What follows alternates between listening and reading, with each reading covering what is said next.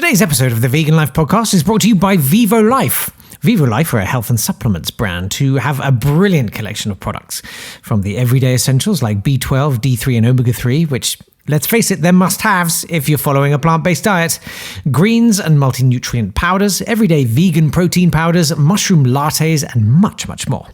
Vivo Life make my favorite health supplements, and I love that they're an environmentally conscious company. Not only are they certified carbon neutral, but they also plant a tree for each order, and their health supplements taste and make me feel amazing. And there's not many things I can say that about. If you're looking to fill the gaps in your vegan diet, look no further than Vivo Life's natural, healthy, sustainable supplements. Hello there, welcome to the Vegan Life podcast, where we continue our world tour. And I'm particularly excited because I feel like Middle Eastern cooking, it goes to the core of veganism, for me anyway. So why don't we meet today's chefs? Noda Marvani has always experimented with Persian food, adapting and recreating recipes traditionally made with meat. After working in hospitality for several years, Noda used her knowledge and experience to launch Bristol's first vegan restaurant in 2018, Koocha. Noda's restaurant has paved the way for meat-free cuisine across Bristol, which some argue is now the world's #1 city for vegan food. Oh, I'd like to see the Bristolians duke it out with the Glaswegians. As a Persian vegan Rose, I have been salivating over her dishes for some time now on Instagram, including I saw some fake eggs. And I got angry because I was like, oh, she's doing vegetarian food now. But they were vegan. They were. It was really funny because we had, because we do delivery as well. And we had, I think it was Uber Eats, and they came and they were taking pictures and they genuinely thought it was a real egg. Yeah. And it wasn't until afterwards that we were saying, no, it was a vegan egg. And they were like, no, there's no way that was a real egg. I mean, genuinely, I absolutely did it. I was like, oh, she's one of those part-time vegan. Yeah. I was. We have people comment on the on our Instagram as well, and they're like, oh yeah, so they say they're vegan and they've got an egg on there. Yeah, so, no, it's a vegan egg. They are worth checking out. They are absolutely amazing things. We also have Noda with us, also known as One Arab Vegan. Noda is an avid vegan blogger and self-taught plant-based chef, originally Egyptian but based in the UAE. Wow, is that where you are right now? Yeah. Isn't that amazing? Noda, are you in Bristol, presumably? I am, yeah. And you're in the UAE and I'm in France. Sometimes technology still excites me, even when it takes 15 minutes to set up a recording. Bringing people together. Yeah.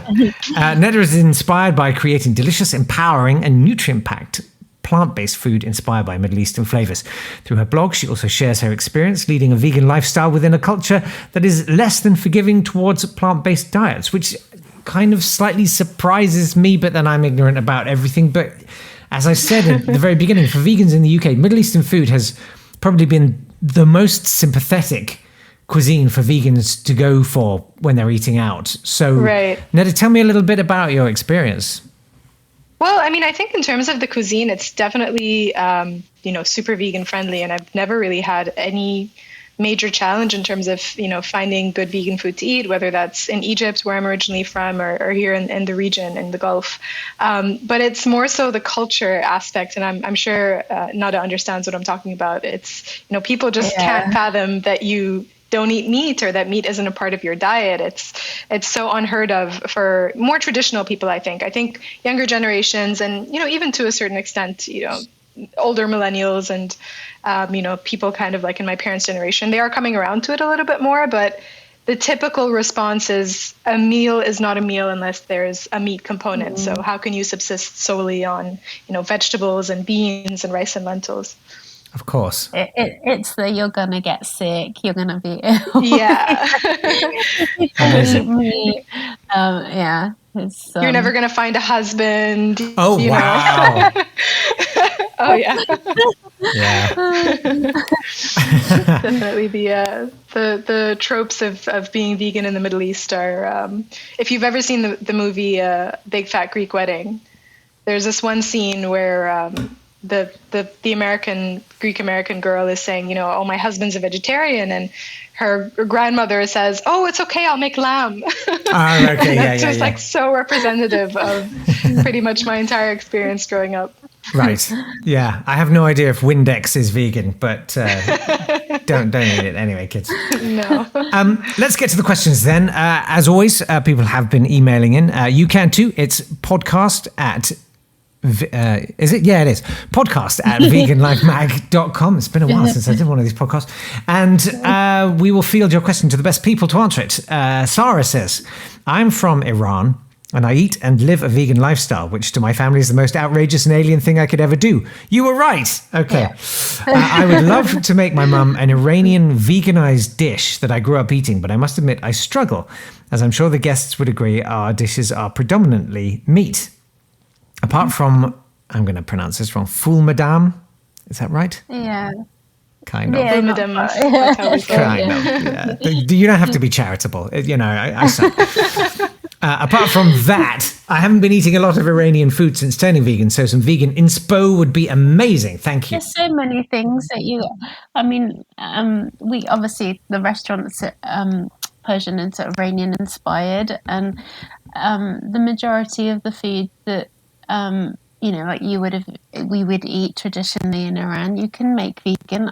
Because we use a lot of herbs and spices and stuff, so and lentils and rice, and there's so many other things that you can get the flavor from. You don't necessarily need the meat, and if you do want something to kind of substitute meat, you can use soya chunks. You can use mushrooms chopped up really finely to use as a mince instead, and then just continue using the same herbs and spices that you would anyway. So, we use a lot of turmeric in Iran. I use a lot of paprika, so smoked paprika is really good. Turmeric, cumin, and all the spices that you would generally use anyway. So we make sabzi, which is probably the most traditional Persian dish, and we just use soya chunks instead. So we make it exactly the same as you would make it with meat, and just substitute the lamb for soya chunks. And we have Iranian people coming in and saying that it tastes. Obviously, you don't have that fatty lamb taste to it, which I never liked anyway, but it just still tastes. It's so it's got so many herbs in sabzi. So green, yeah. You just don't miss. We just don't miss the lamb in it. Tell me what sabzi is. That it's a combination of lots of herbs, and then it's a stew basically. It's a lamb stew with lots of herbs, so coriander, parsley, chives, all mixed together. Fenugreek, which is the main ingredient that gives it that flavour, and it just goes really well in the stew with kidney beans, and it's just delicious.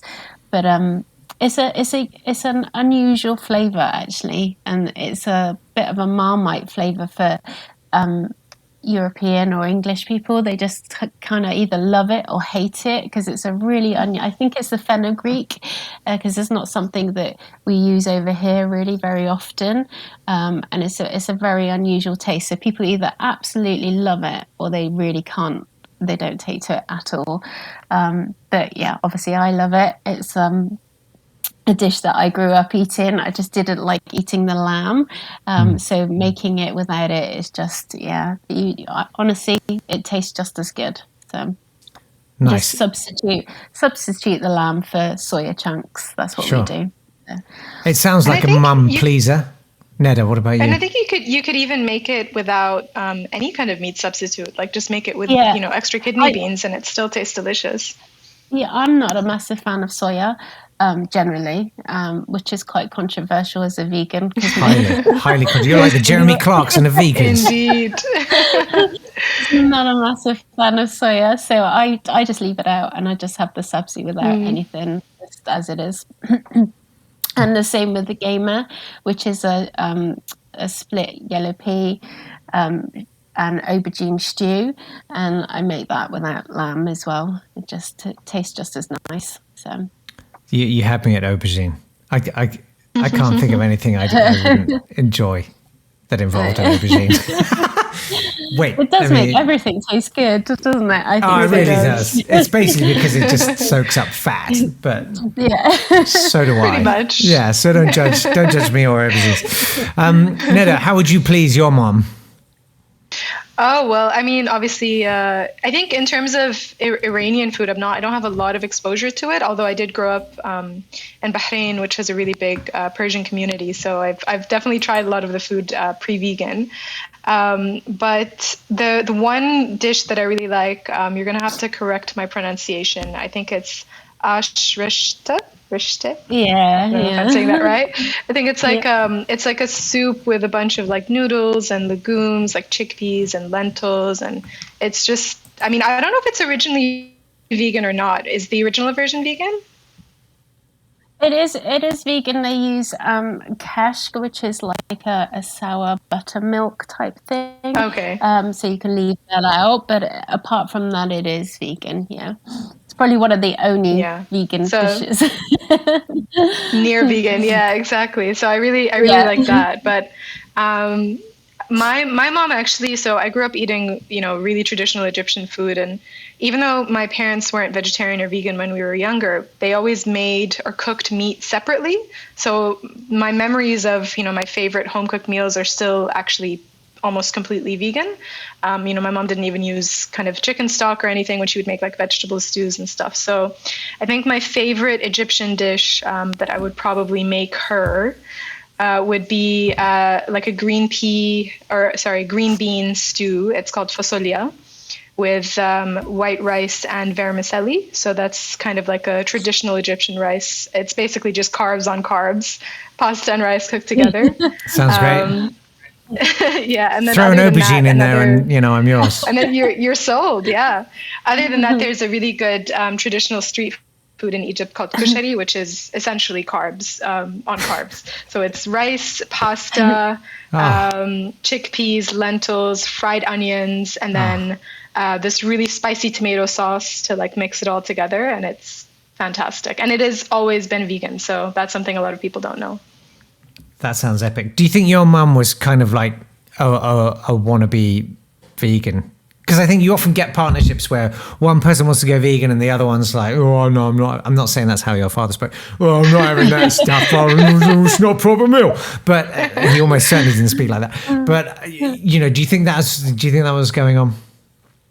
No, I don't know. I think my mom has just always been a very heavy vegetable cooker. I mean, that's always just featured in our diets. She did go pescatarian for some time, so I think she has vegan potential or vegan tendencies. Let's say everyone's a potential vegan. That's how we see it. Okay, Claire says my local deli sells baklava, and they are blooming delicious. Thank you for keeping that family friendly. Could I have a recipe, please? Baklava. I mean baklava. Delicious, crispy, layered pastry with syrupy, nutty fun all over it. Do you guys make it?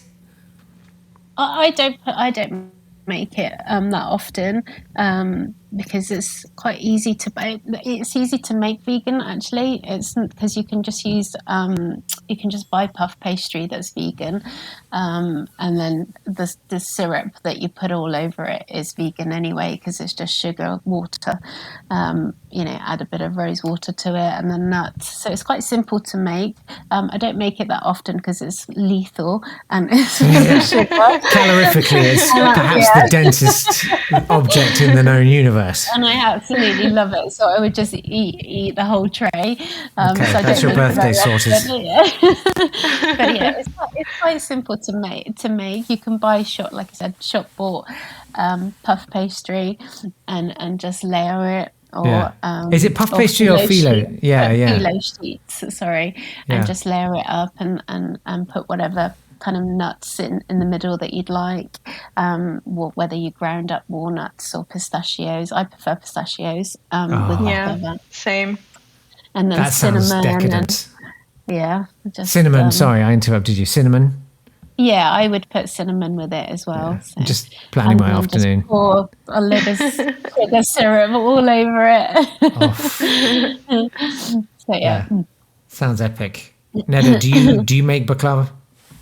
I don't make baklava specifically, but I have made a lot of other traditional, like Middle Eastern and Arabic desserts, especially during Ramadan. That's like that's when I turn into a pastry chef, even though I'm not big on desserts any other time of the year. But yeah, like Noda said, it's so easy to make vegan. One nice switch up I like to do is to use maple syrup instead of regular syrup sometimes. So I'll dilute it with a little bit of rose water or some water. It's obviously still sugar. There's no cheating out of, you can't tell yourself it's not sugar, but No. It's a little bit more healthy. And I actually like the taste of maple syrup. So it's nice with Arabic desserts. I can imagine that would give it a really nice depth. That's a top tip. There you go, Claire. It's sounds alarmingly easy to make. It's quite frightening. I'm glad I don't. It really is. I think that's the thing. People really kind of, especially with Middle Eastern food, that it becomes really complicated. It's like, oh no, I really can't do it. Or like really there's so many ingredients. Yeah, it's really not that difficult to kind of, and because there are so many ingredients in each dish, you can cut something out and it's still so flavoursome. And I think that's the one kind of main feedback that we get all the time is, wow, the food's got so much flavour, and they don't expect that because they think because it hasn't got the meat, it's going to miss the flavour. But there's so many other ingredients in there. You really don't miss. Few people discuss the complex flavour depth of nuggets, do they? I was going to just very quickly with baklava. It's layers of phyllo pastry, chopped up nuts. Do you brush it with like some kind of vegan butter and then bake it and then pour the syrup over? Is that it? I mean, nowadays it's so great. You can buy like Flora do a vegan butter, and you can just melt that and brush it over. It's so much easier being vegan now than it was. Right? True. Oh my God. It's so difficult because, when I'm a lot older, I'm 46 this year. And you're a puppy. Honestly, you're a puppy. You do not look 46. You should be the poster child for veganism. I look 58 and I'm actually 47, so... I just remember just not being able to buy anything. It was more a case of trying to get things and take bits out, to try and get rid of the meat or get rid of the egg or but nowadays you can just literally substitute pretty much anything with something else in the shops. So vegan butter, melt it, and there you go. Yeah, why bake it? Just drink it. Just chug it. Yeah. I really, really would. Okay, Hannah says, I don't have a question. Well, that's okay. It's nice to say hello. I just wanted to say that my sister-in-law made me a breakfast burrito, and in that was Persian baked beans, potentially called full. Don't quote me on that. And they were so delicious. It wasn't a taste I'd tasted before. It was filled with spices and sourness. And what made it so unusual but so Moorish is that she put loads of fresh mint in the dish. It was delicious. Anyone listening, do try it. Do you know what full is? And is that what you tell me about this minty beanie business? Well, we do it as part of our breakfast. So we do a breakfast at the restaurant, and we, instead of baked beans, traditional English baked beans, we use the Iranian. It's actually a fava bean. That's what it is. And the sourness comes from lime, so we just squeeze lime over it. We use dried mint, but you can use fresh mint. And it's just, it's a very fresh, it's an unusual taste, but it's really nice. It just goes really well with the beans. And they're quite Moorish. You just kind of keep wanting to eat them. It's just,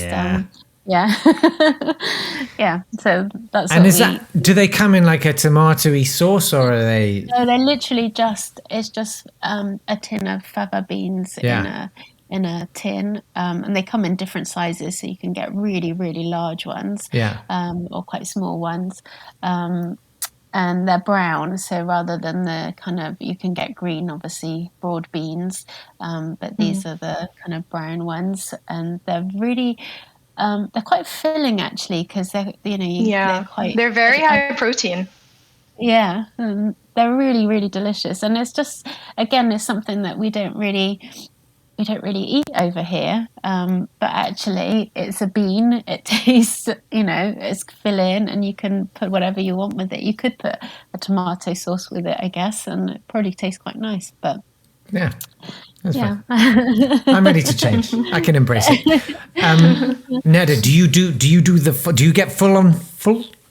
And are they called? I get full on full. I say full. I don't know how it's pronounced in Persian, but it's a very big staple in Egypt as well. So it's kind of the breakfast bean of choice, and it's something that you can find pretty much anywhere in Egypt. It's like a street cart food. You can find it in restaurants. So there's like all different ways of ton of different ways of making it, and it differs by region. And that's the same in the Arab world as well. So Lebanese fool is different than Egyptian fool, which is different from, how they eat it in the Gulf. But the way we like to make it is with a lot of lemon juice or lime juice, cumin, tons of cumin, salt and pepper, obviously, and then a generous amount of olive oil or tahini. I personally like to add a bunch of veggies to that. So I put like fresh onion, parsley, tomatoes, maybe some cucumbers. I have a recipe for it up on my blog, and it's one of the things that I think I get the most surprised feedback at when people have made it. They're like, "Oh, this tastes so good! Like, who would have thought, beans with a bunch of vegetables?" But it is really flavorful, like Noda said, and it's super, super filling. So I could have a plate, for breakfast at 10 a.m. and not get hungry until like 4 p.m. in the afternoon easily. Yeah. But what's hunger got to do with eating? Come on. Yeah, true. I think that's that they associate it with being vegan, don't they? They think that we're always hungry. Yeah, I've never understood that. That's so true. Yeah. I'm like, what are you eating? Like a quarter of an iceberg lettuce for lunch? Yeah, I'll show you. True. So not true. Hannah, thank you for the tip-off. Tara says, any recipe with the ingredient tahini, please? Well, yes, Egyptian fool. But tahini. I've been on a journey with tahini. I went through a phase where I would have it like on toast with. I love. You can get like a carob syrup or a pomegranate molasses, one of those, or a date molasses thing. Date molasses or sugarcane molasses with tahini. Is that a thing? It's like a sort of like a peanut butter and jelly. It's like Middle Eastern peanut butter and jelly. That's exactly what it is. Yeah, and I liked that, but then I kept putting too much in my hummus. And I was in the wilderness with tahini for a while. If you put too much in it. Exactly. Especially if it's raw. Yeah. Yeah. If it's raw. Okay. Because you can get raw tahini or roasted tahini depending on the sesame seeds. Well, that's enough of me talking about my relationship with tahini, because who cares? Noda, let's start with you. What would you do with tahini? Well, I mean, the first thing that comes to mind is obviously hummus, because that's just the staple, I think. But definitely I love, it's a really big breakfast thing again in Egypt to have tahini with sugarcane molasses. I prefer it with date molasses. And instead of just using it as a dip or like in sandwiches or whatever, I like to put it on top of smoothie bowls or like banana soft serve, or even on top of oatmeal as like a caramel type topping. I think it's so easy to make. You just make a little bit in the moment or have a jar of it ready if you want. I mean, I never make it and put it in a jar because I know I will eat the whole thing. So I just make it on the spot and drizzle it on top of, breakfast foods or dessert or anything like that. So that's definitely my favorite way. You just blend up your own sesame seeds? Oh, no. Right. I mean the mix between the molasses and the tahini. Oh, okay. Not that ambitious. That's really, I was like, wow, okay. Yeah. But it's also a really good salad dressing too. So if you add it to like some herbs and a bit of lemon juice, some water in a blender, you have a great, easy dressing. Yeah. Stays in the fridge, fresh for 3-4 days probably. And it's, full of those good fats and it's delicious. Yeah. I don't need any more fats, good or bad. It's not. But you're right, lemon juice with tahini is quite transcendental. Nice. It changes it drastically, doesn't it? Noda, what about you? What do you do with tahini? It's actually not a Persian. ingredient that we use a lot is more from the Arab world that they use it. We don't traditionally use it in a lot of our dishes, but actually in the restaurant we use it in pretty much everything because I just love the stuff. So I use it on all my sauces. So we've got 3 different sauces and they're all tahini based. So one is like a green tahini, and that's just lots of parsley, coriander, lemon juice, garlic and tahini. And then we do a spicy one as well where we use sriracha, and we put that with tahini, and that tastes really delicious too. Or you can just make a normal kind of minced tahini yogurt type thing. But yeah, I would put it on everything. I'm obsessed with this stuff. In fact, one of the chefs said, "Are you gonna put it on absolutely everything?" I said I would if I could. I just love the stuff. It's just got it's I don't know. It just got a really nice kind of. I guess if you like peanut butter, it's the same sort of thing, isn't it? Yeah. I just and peanut butter goes on everything as anyone I can actually tell you. really want to try and make a tahini brownie because I think that would be really nice with dates. Because I think the Arabs absolutely love eating tahini with dates, and I eat them all the time as a snack. So literally just dip dates into tahini. Just dip them in. Oh my God, I do the same thing. It's so nice. A warm bath. A jar of tahini in a box of dates. And some dates. You've just, that's your evening sorted. Yeah, it's such a good snack. So yeah, I'd like to try. I've not tried it yet, but I'd like to try and make a date tahini brownie because I think that would taste really good. I think that the combinations would be really nice.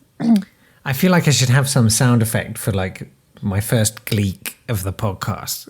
Because it was the tahini. That was what did it. Now, every episode, we ask the perennial question. What do you do with tofu? Yes, what do you do with tofu? What don't you do with tofu?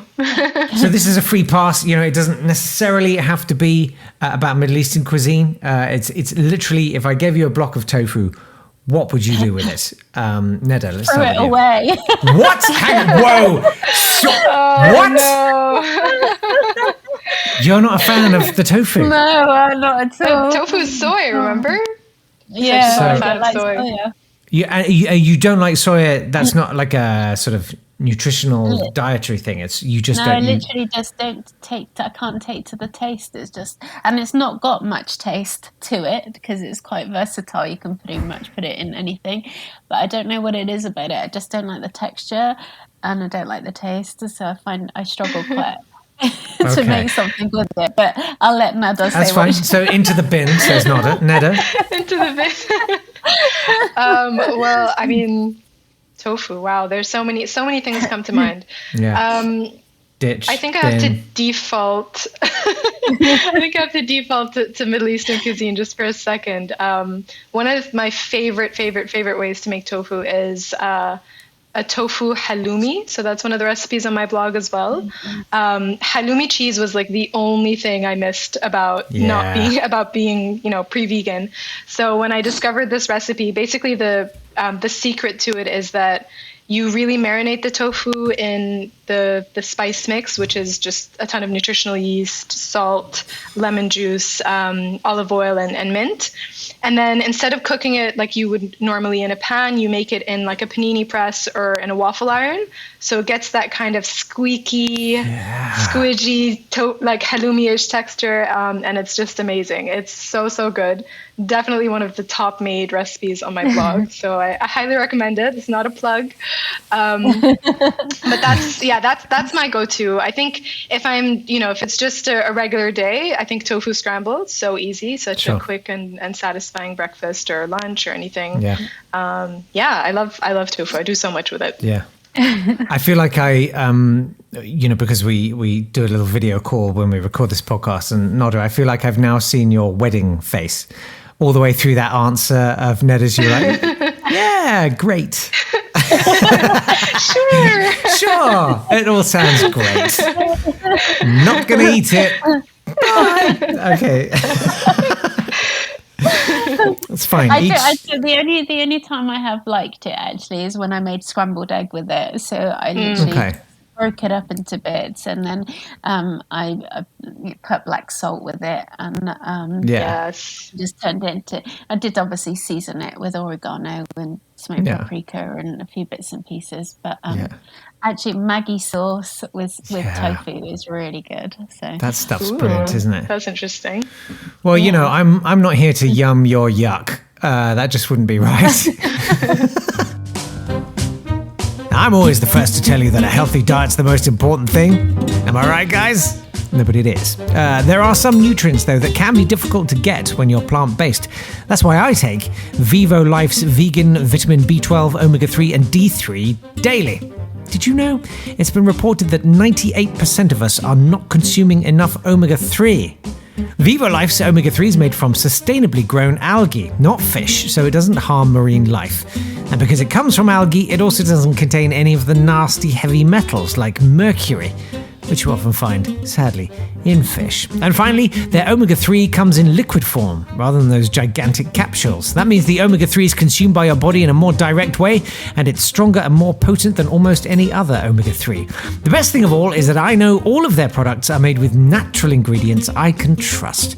So if you're interested in trying their plant-based supplements, then you can use my code, VEGANLIFE, all one word, to get 10% off your first purchase on the vivolife.co.uk website. Okay, let's get back to the questions. Owen says, I saw that Bosch had done a vegan shakshuka, and I must say it was rather tasty. What's the panel's way of doing vegan shakshuka? Okay, my first question is, what's shakshuka? Noda, let's start with you. So we do actually make that. That's what the one that we use the vegan egg for. But we just make it with peppers, the tomato sauce, and it just spice it up with whatever you use. I use obviously smoked paprika, turmeric, cumin in there, and then we just make our own vegan eggs and add that to it. So. I feel like that's, that has to be your KFC secret blend of 7 spices, Coca-Cola formula. Like that egg, I'm assuming, like that's like in a vault somewhere and only 2 people know the recipe. I'm coming for that egg. After that introduction, seriously? I need to try that egg. There's like a hard-boiled one and there's a fried one. And they look insane. They do look good.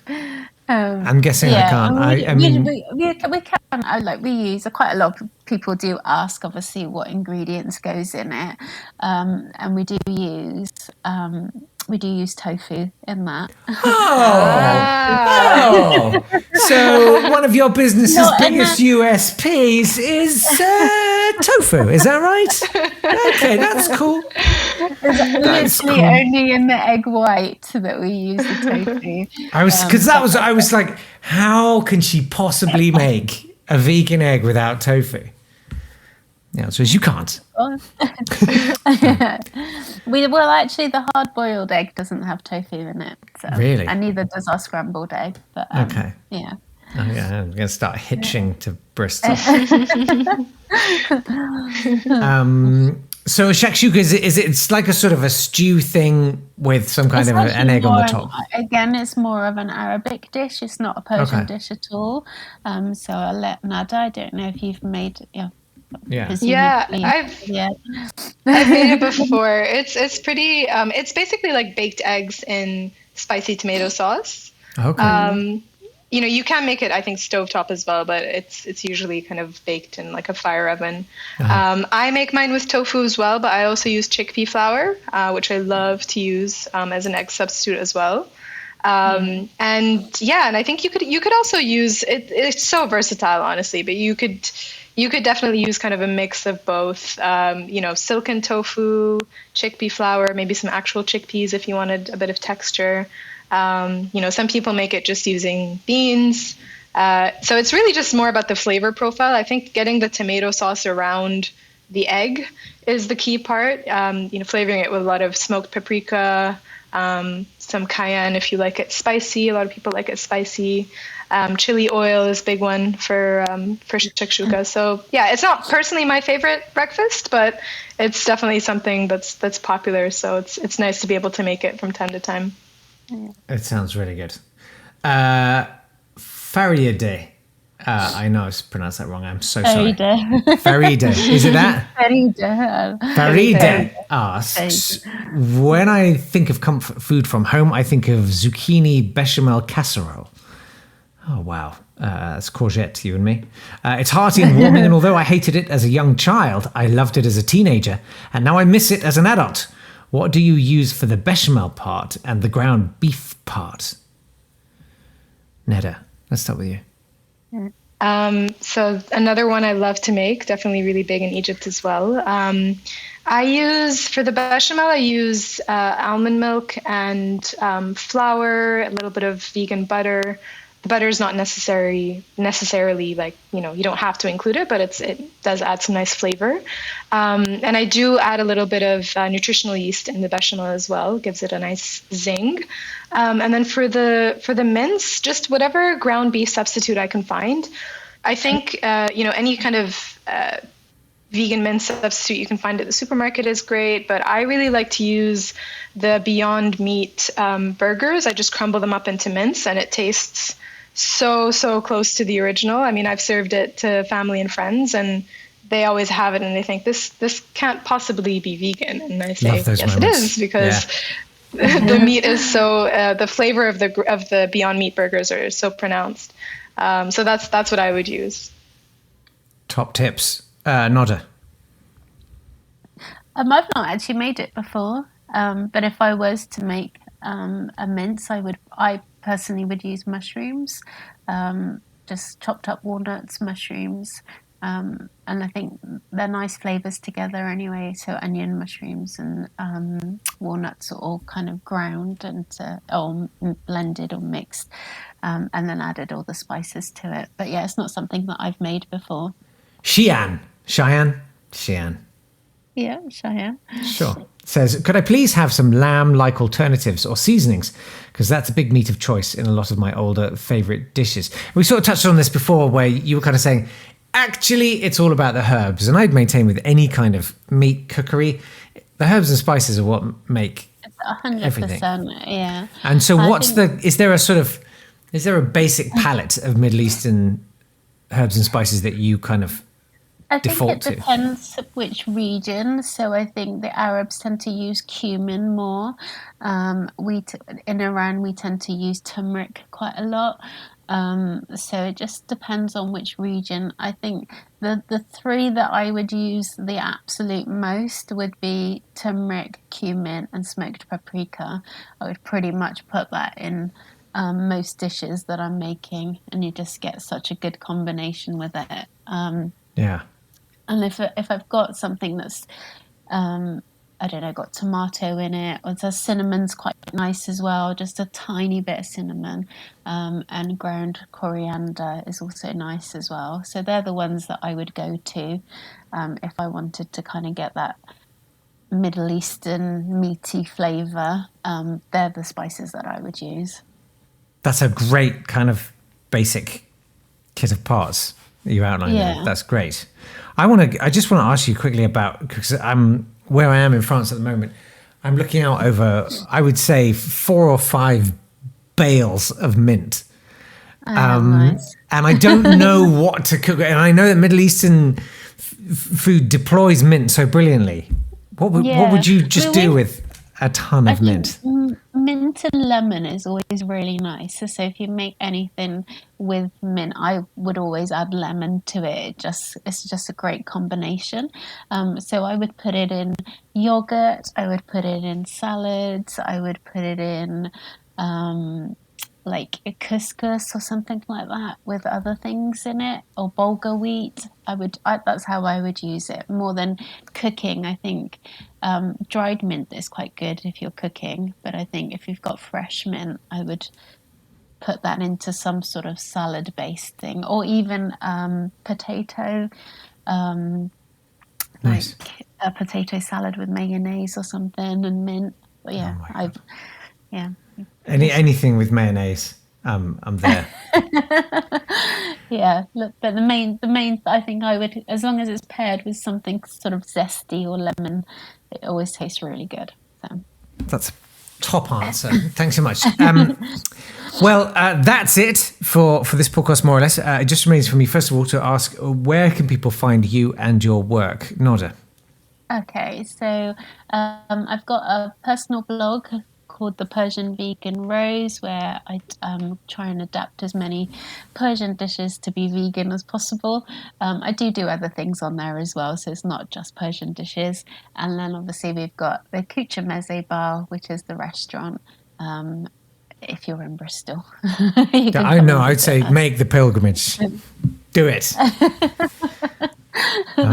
Where can we find you and your work then, Noda? So you can follow me at One Arab Vegan on all my socials. And then, of course, all of my recipes and blog posts are on www.onearabvegan.com. Perfect. And then we must leave it. We will roll on with another podcast next week. Don't forget that you can subscribe to the magazine at veganlifemag.com. And that's also where you can find lots of recipes and stuff. If you haven't checked it out, you should really check it out. You can always email us a question. It's podcast@veganlifemag.com. And the magazine's for sale in shops, Also, we're online. I think it's veganlife_podcast. I don't know, on Instagram. It's what the cool kids do. I don't do it. I do stuff on there, but other people, I have people for that. All right, there, I said it. It just remains for me to thank my guests, and I hope to see you next time. Do subscribe and share the podcast. That would be a great thing. In the meantime, from me, Jay Cap, goodbye. This has been a Swanburst Media production.